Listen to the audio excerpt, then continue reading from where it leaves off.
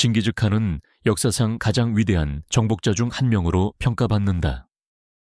그는 몽골 제국을 건설하며 유라시아 대륙의 광대한 지역을 지배했고, 그의 후손들은 이후에도 몽골의 강력한 영향력을 지속적으로 행사했다. 그러나 그의 삶은 결코 순탄하지 않았다.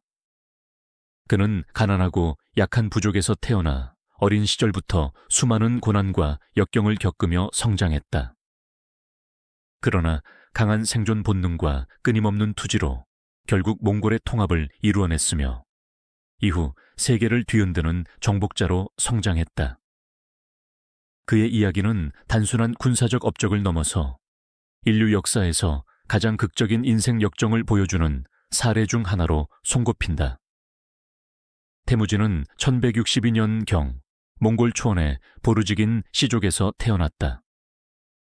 그의 아버지 예수게인은 유력한 부족장이었지만 그가 9세가 되었을 때 독살당하며 가문의 운명은 급변했다. 아버지를 잃은 태무진과 그의 가족은 부족에서 쫓겨났고 이들은 몽골 초원의 혹독한 환경 속에서 생존해야 했다. 당시 몽골은 여러 부족으로 나뉘어 있었으며 부족 간의 전쟁과 배신이 끊이지 않는 시대였다. 어린 태무진은 이러한 척박한 환경 속에서 생존하기 위해 몸부림쳤다. 한때 그는 생계를 위해 물고기와 들쥐를 잡아먹으며 연명해야 했고 심지어는 가족 간의 불화로 인해 이복 형제인 백테르를 살해하기도 했다. 이 사건은 태무진이 어릴 때부터 결단력과 냉혹함을 갖추고 있었음을 보여주는 일화로 자주 언급된다. 그 후 그는 점차 자신의 세력을 키워나가기 시작했고 성장하면서 여러 동맹을 맺으며 부족을 통합해 나갔다. 태무진은 단순한 전사가 아니라 정치적 감각과 리더십을 가진 지도자였다. 그는 부족을 통합하는 과정에서 전통적인 시족 중심의 구조를 깨뜨리고 능력주의를 도입했다. 즉, 혈연보다는 개인의 실력과 충성도를 기준으로 사람을 등용하는 방식을 선택했다. 이로 인해 그는 기존의 귀족층으로부터 강한 반발을 받았지만 반대로 평범한 전사들에게는 열렬한 지지를 받았다.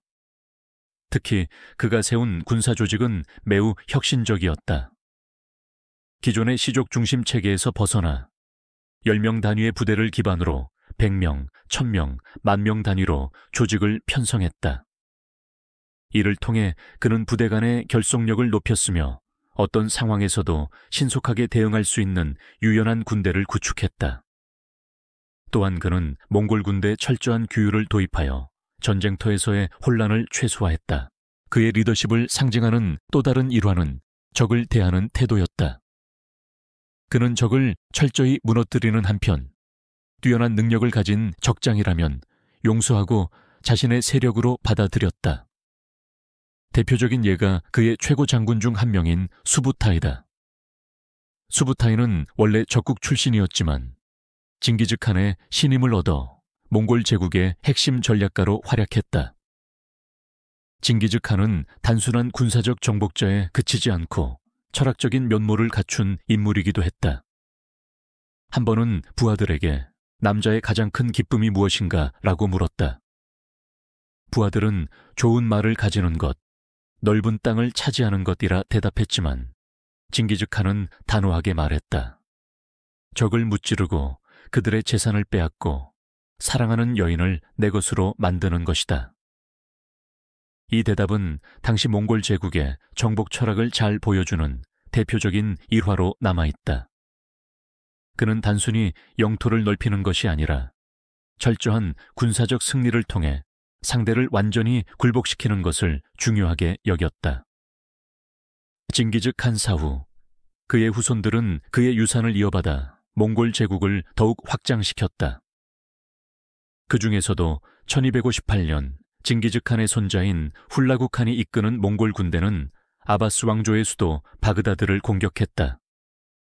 당시 바그다드는 이슬람 세계의 중심지였으며 세계에서 가장 번영한 도시 중 하나였다. 그러나 몽골 사절단을 모욕한 칼리프의 실수로 인해 몽골군의 표적이 되었다. 몽골군은 바그다드를 초토화했고 칼리프는 잔혹한 최후를 맞았다. 전설에 따르면 그는 카펫에 둘둘 말린 후 말발굽으로 짓밟혀 죽임을 당했다고 한다.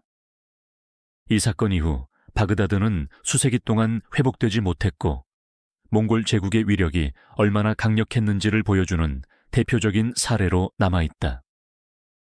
징기즈칸은 생전에 내 무덤을 찾는 자는 저주를 받을 것이다 라는 말을 남겼다.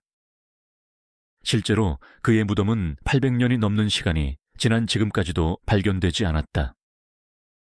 전설에 따르면 그의 장례 행렬은 가는 길에 만나는 모든 사람을 살해했고 무덤을 판 인부들마저 죽임을 당했다고 한다.